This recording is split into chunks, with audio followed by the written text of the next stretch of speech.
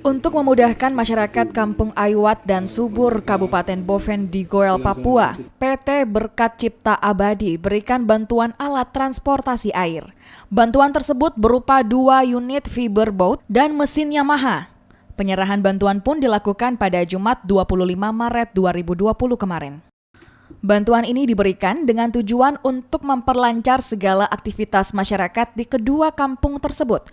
Bantuan ini merupakan bagian dari program Corporate Social Contribution atau CSC terhadap kebutuhan transportasi masyarakat Papua. Bahan 2 unit speedboat sama mesin atau engine 2 engine dikasih pensat untuk kampung Subur dan kampung Aiwat.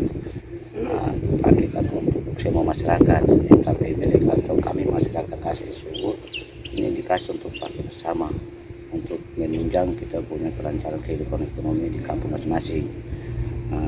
Ini yang saya sebagai Kepala Kampung Subur mengucapkan banyak terima kasih kepada pihak perusahaan, yaitu pihak perusahaan PT Ija yang mana sudah kasih kami bantuan 2 unit Johnson untuk kampung. Atas bantuan ini, diharapkan bisa menunjang kelancaran perekonomian masyarakat di kedua kampung, yakni Kampung Aiwat dan Kampung Subur. Tim Liputan.